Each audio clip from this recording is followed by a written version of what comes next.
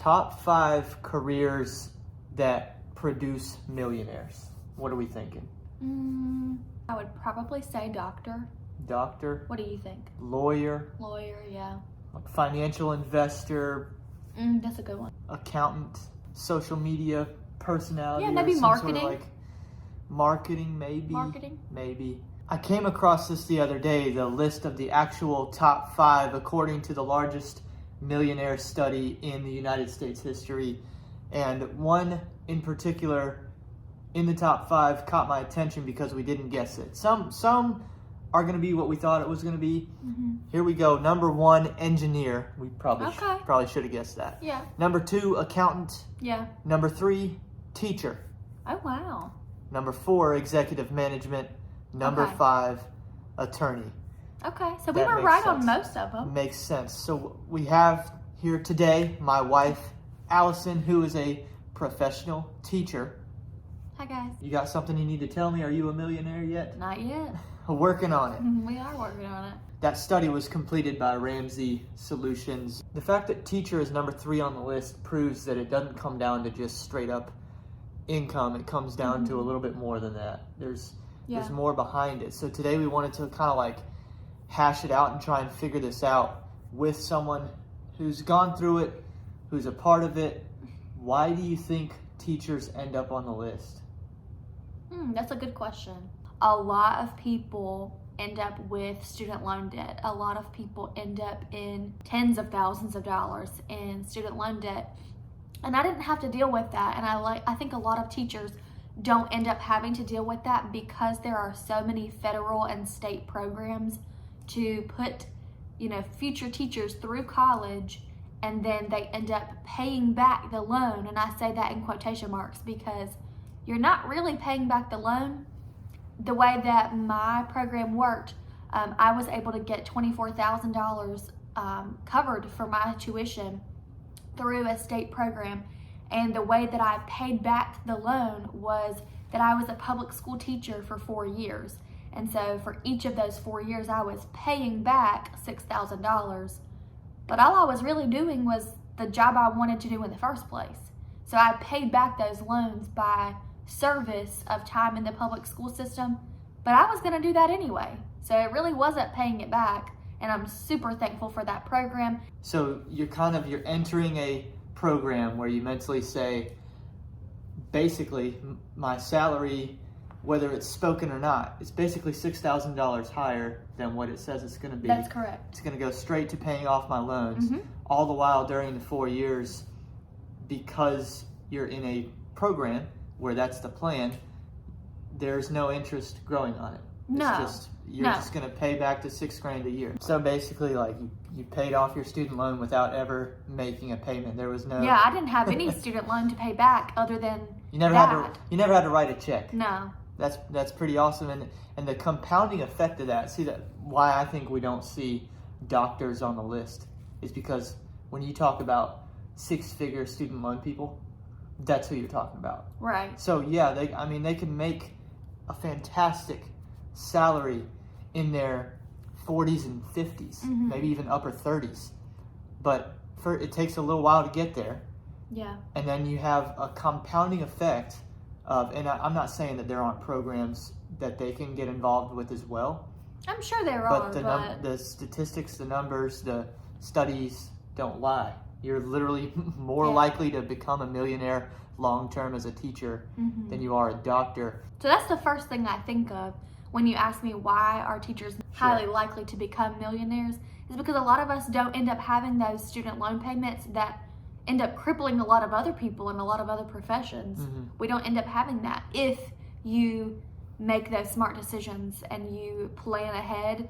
If you just don't look for scholarships, of course you're going to end up in that situation. But my thing is, I think the reason that it's so doable for teachers are because, like, if your career is going to be education, you're very education minded. Those are going to be your people that understand grants and that's true, where to go look for them and what they're looking for. Those will be the people submitting things in to try and get to be a part of programs. How about the fact that a lot of life comes down to expectations? People that are becoming teachers, No, it's kind of like ministry. Like, these people, you're not going in thinking I'm gonna make 150 grand my first year like I could as a salesperson somewhere. You know, hey, this is something that is bigger than a check to me, and so you end up like these.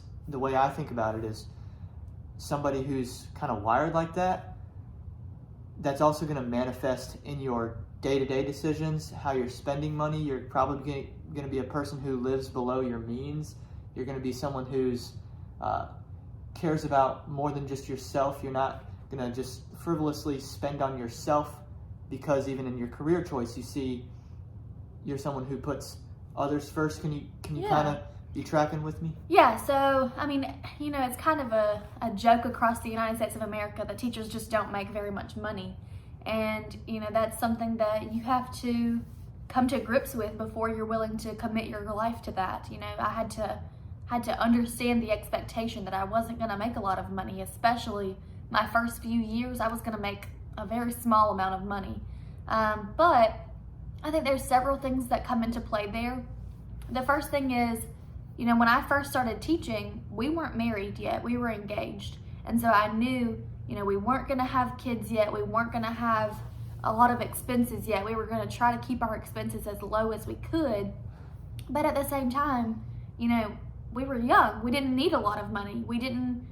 I drove a really crappy car that I don't have anymore, but I drove that thing until I couldn't drive it anymore. And another thing is that, I spent so much time with my kids every day. I would end up spending my own money on them sometimes. I would end up spending money, if I was going to show the movie that we had just read the book, that I would buy drinks and popcorn and candy. And I didn't have to do that, but I became a teacher because I love my kids and I want them to have a good experience. And, 5, 10, 15 years later, I want them to remember those good times in my classroom. Ask any teacher that you know who is really in it for the kids. It's not about the money. And just the fact that it ends up paying off. The fact that teachers would be third on the list of most frequent millionaires. Yeah. You're doing something that ahead of time, my income's not, like, there are things that you could have pursued where you would, you're such a rock star. Well, you'd be very successful in the corporate world if you wanted to chase money. I think I could have been, but I don't think I would have been happy. You certainly would have been. But just the fact you take on a career where it's not, I'm going to make a bunch of money. So you have realistic spending patterns. And over time, just because you're someone who is careful and thoughtful with spending, that's how your net worth ends up growing, as opposed to just, I'm going to make as much as possible and spend as much as possible. Teachers, like Ryan said a few minutes ago, are very education minded, and a lot of them are very smart and good at planning things out, good at thinking things through. And being a teacher, you have to make a plan with your money. That's the perfect word, because you have to, at this point, you're constantly, it's not just, hey, go to your classroom, do your job. I spend hours these days, planning. You submit plans about this is what we're going to do because you're being reviewed. And so like the practice of planning will bleed into your personal life just based off of habit. Absolutely. And so part of that for us was that we planned to get married young. We knew that we wanted to combine finances. We knew we wanted to combine responsibilities. I wonder, because I didn't do any research on this part before we sat down to film, but I do wonder how much that has to do with it as well.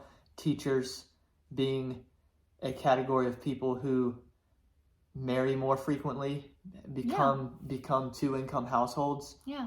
That to me has been just a complete life hack. It's a game changer. These days, you see nothing on the internet from our generation except negativity. There's people who talk about that are older than us. We're talking like young 30s, not mid 20s, like young 30s. Yeah. Well, it's impossible. It's completely impossible to buy a house in the United States. It's not. It may be impossible by yourself. I would not have been able to purchase the home that we live in now by myself, but neither would Ryan. We needed each other to do those things. Another point that I wonder about is in this world, the reason that I became self-employed 3 years ago is because I identified a huge weakness in terms of, man, there is absolutely no company loyalty either way, from employee to company or company to employee. There is no job safety these days at all. Teaching is one of the few, very few, where you still have a tremendous amount of job security comparatively. How do you think that would impact the fact that, hey, you might not have a extremely high salary starting out, but you're pretty much locked in. You can look at it and say, hey, these are what my raises are going to be. Yeah. This is going to be what happens to my income if I get this next form of education, which you just completed. So now your income's higher than it was last year or the year before that. And so how much of it do you think comes down to the fact that some people are going to be not becoming millionaires because they're changing jobs, their income's changing, they might go through a period of not having a job? That's not really going to happen in your case. Being a public school teacher, it's pretty difficult to lose your job. And, I don't feel like I've ever done anything to be in that situation, but I have heard about situations where I felt like maybe that person should have been dealt with in a different way, but in the end, they got put on administrative paid leave for a few weeks, and then that situation, was investigated, and then they came back to the classroom. And, for me, that I feel safe knowing that I'm going to have a job. I feel safe knowing that I could probably find a job anywhere in South Carolina.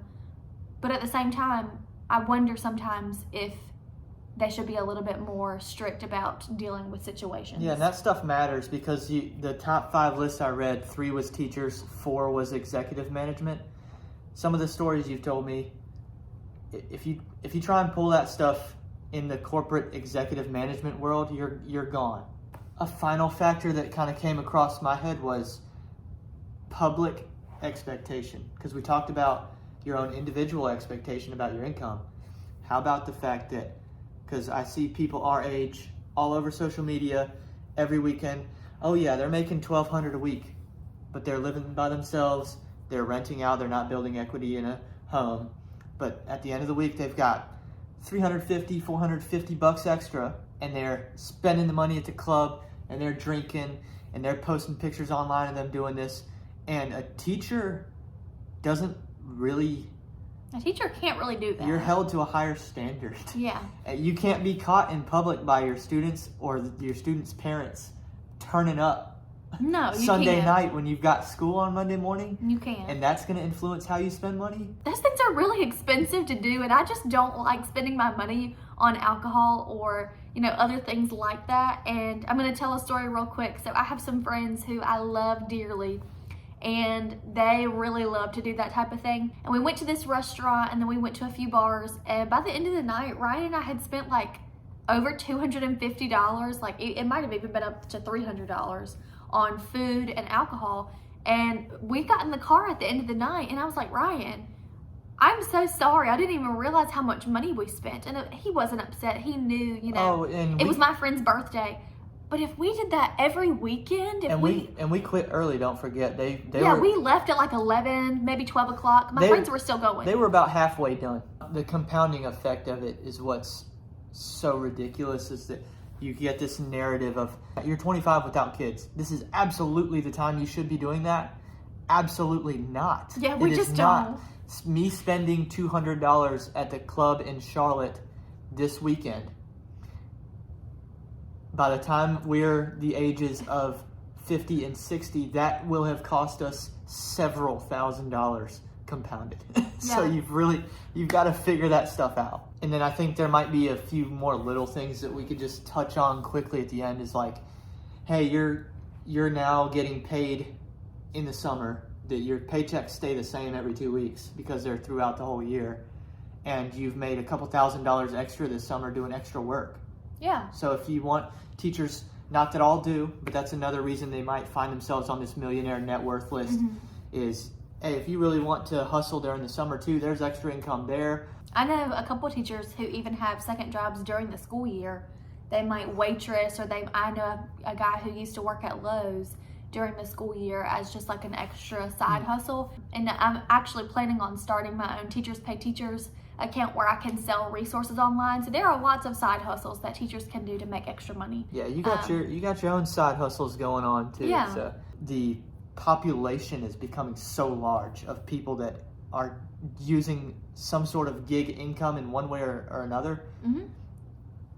You know, could there be a world one day where people whose income is primarily gig work find themselves in the top 5 list of millionaires? And I think teachers being on the list, the reason I put this video on a YouTube account where most people that are going to watch this are gig workers, is because sitting next to me is a teacher who's number 3 on the millionaire list. Your income and my income aren't super different. It's about how you are applying your money on a day-to-day basis. Mm-hmm. Gig workers, there's no excuse. Every single person watching this video, unless you're old, I'm sorry, but we can all be millionaires. We should all be millionaires mathematically. Absolutely. It shouldn't be this big deal. It should be a flat out expectation at this point, because these days $1 million isn't even that much, and you want to be able to retire with dignity, and it kind of requires that at this point. I think the 3 biggest things that really make those, possibilities a reality would be to plan how you're going to use your money, to sacrifice so that you don't end up just wasting your money, and to grind when you have the time. When you're actually willing to work hard, you can stack up money pretty easily. Be able to identify the periods of your life where you can grind. I hope you guys enjoyed this little sit-down talk with my wife, Allison. This video is a lot different than a lot of the other stuff I put on the channel, but just seeing that top 5 list again the other day inspired this conversation for me. It's really cool that we have your classroom professional expertise. I mean, seeing an engineer at that top of that list, though, man, it kind of made me wish that I was married to an engineer. I'm not gonna lie. Sorry, you picked me out, so I mean, you're the one who asked me. Totally kidding. Y'all have a good one. We will see you next time on Wealthy.